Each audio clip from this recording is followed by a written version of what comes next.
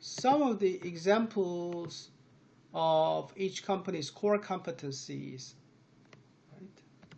Because each company has different core competencies. For example, Honda is a Japanese car maker, and at the same time, Honda is making auto bikes, not bicycles, but auto bikes with a small engines attached to the bikes. And Honda is very famous for its best powertrains. That means their engines. Honda was a company who manufactured the engines for the auto bikes, and then they provide their engine product to the auto makers, automobile assemblers, and then finally they moved to the automobile manufacturing company with a very strong competitive advantage of manufacturing the engines. So all the companies, all the automobile companies are making their own engines, but Honda was very famous for making the best engines compared to their competitors. FedEx is a delivery company from the United States, right? Federal Express. So they deliver a lot of products on time and as quickly as possible, right? Their core competency of the Federal Express is their outstanding GPS system. GPS is Global Positioning System. And in case of the P&G, Procter & Gamble. Procter & Gamble is a United States-based company who are selling all the detergents and all the necessaries for your health and then the everyday life. So they are selling the shampoos, soaps, and detergents and a lot of things. P&G was very famous and very good at managing their own brands. So P&G was good at marketing. So marketing is one of the core competencies of the Procter & Gamble. So a lot of steps, a lot of employees working in the P&G are very good at marketing skills, and after they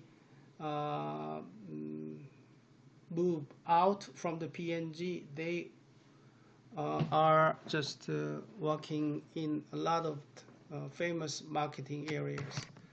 The next company is Nike. Nike is a sports footwear manufacturer, so like footwear, sneakers, right? So Nike is also well known for their designing and marketing. Nike does not have any factory with them, even in the United States, and also as well as the other countries.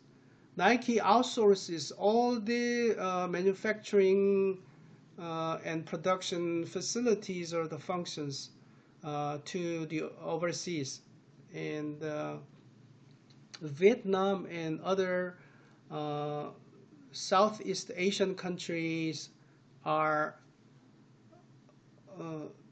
producing the Nike sneakers, and Nike is just the design and marketing.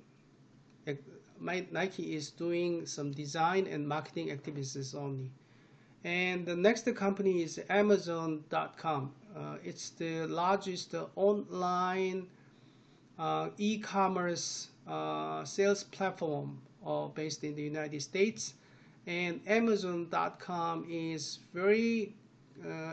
well known for its great logistic processing capabilities.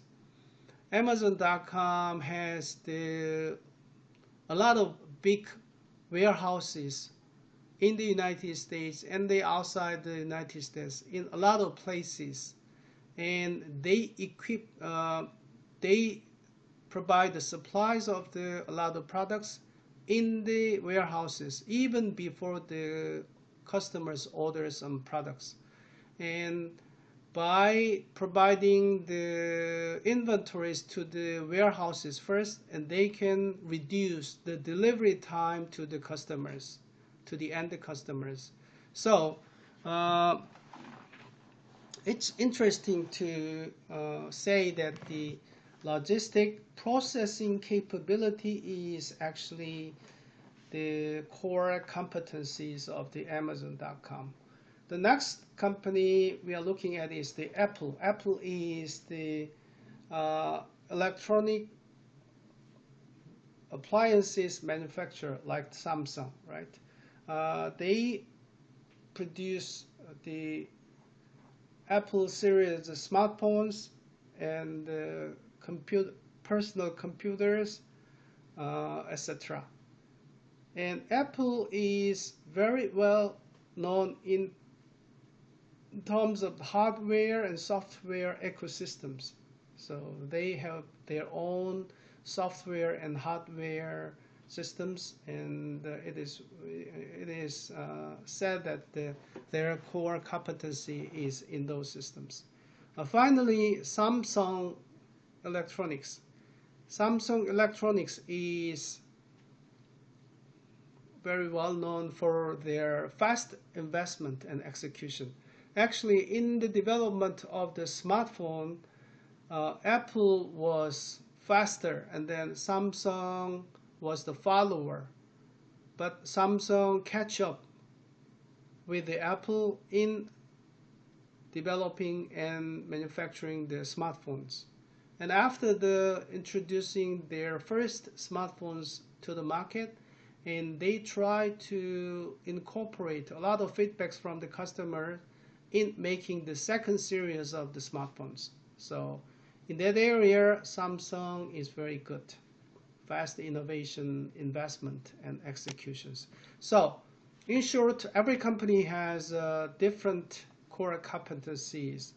So that's the beauty of building the business strategies. Even though all the outside external environments are the conditions are identical to all the companies playing in the market, based on the different capabilities, everybody may develop their own customized business strategies, right? So simply copy and pasting a successful strategy from one company may not be working in your own company, because the internal core competency of the companies are different. Okay.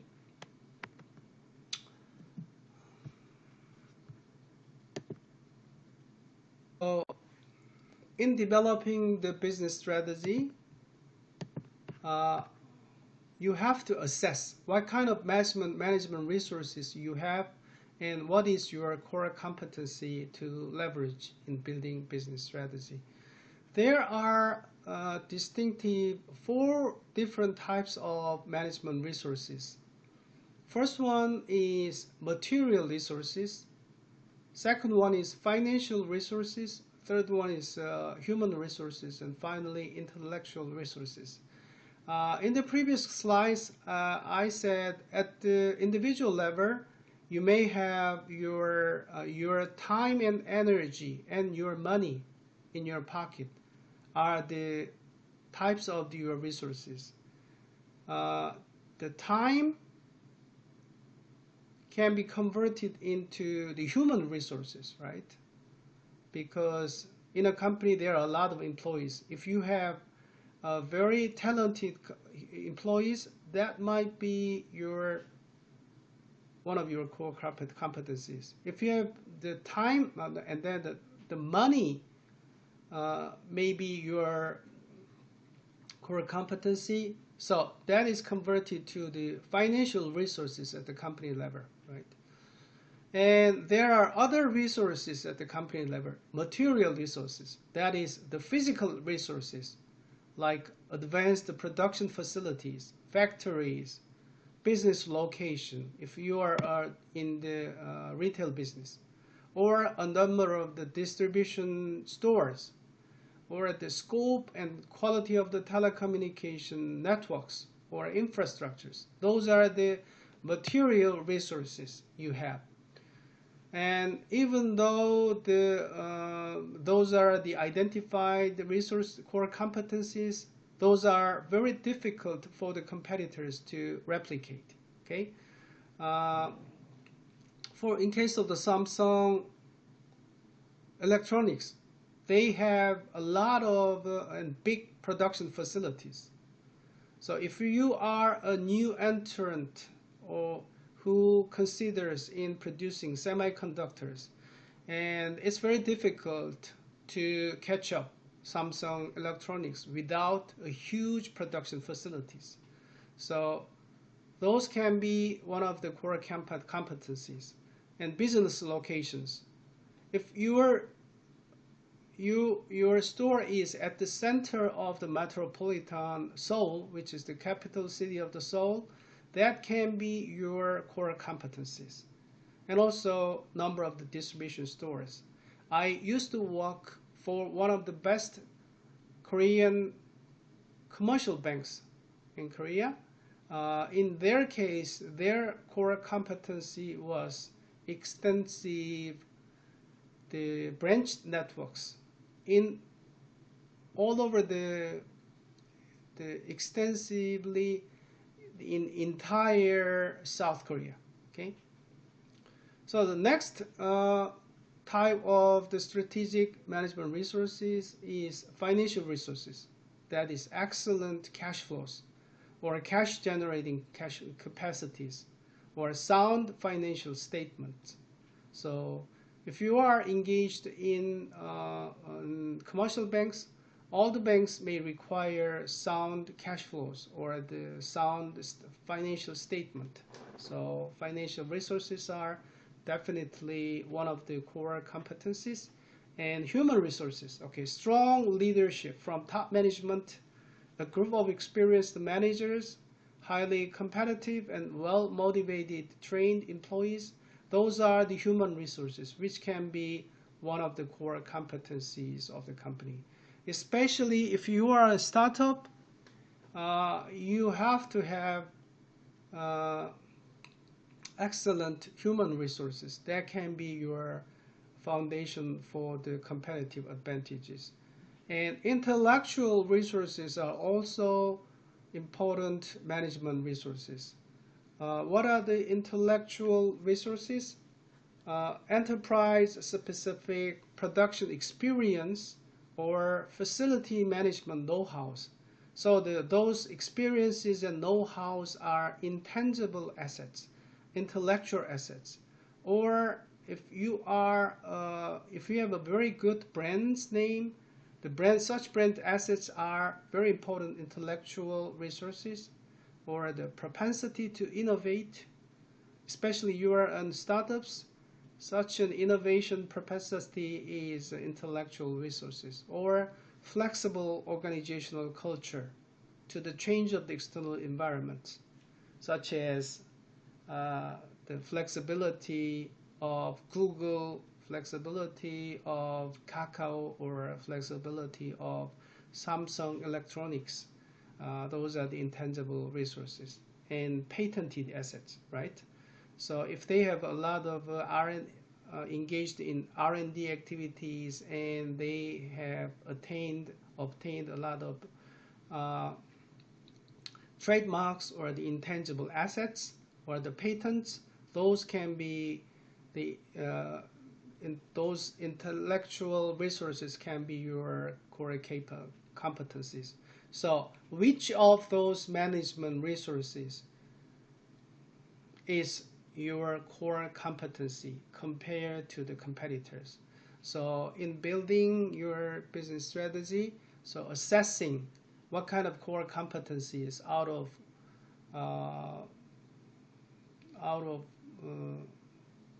those different types of the management resources are really critical. Okay, now let me move on to the VRIO analysis.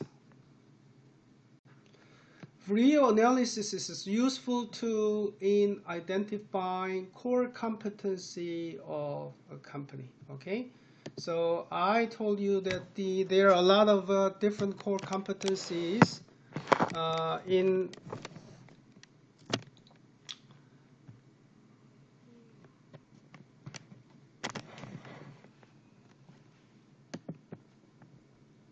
So I told you that there are a lot of different types of the core competencies we can identify, and VRIO analysis is a useful tool in identifying those core competencies.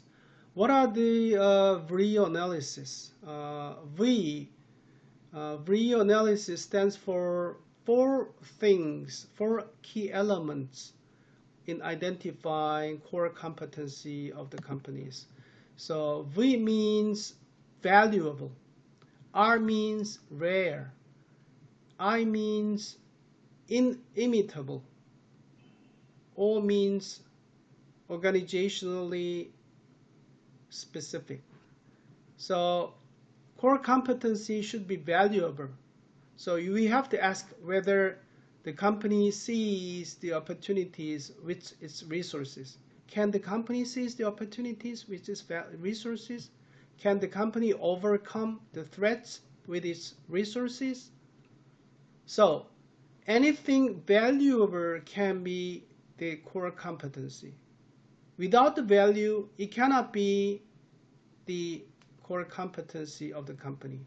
And next thing is we have to look at the rare. Are there few companies who have or utilize such resources? If all the companies utilize such resources, and it's not rare, and it cannot be the core competency. In case only few companies may have or utilize such resources, and then there can be the core competencies. And do only a few competitors control such resources?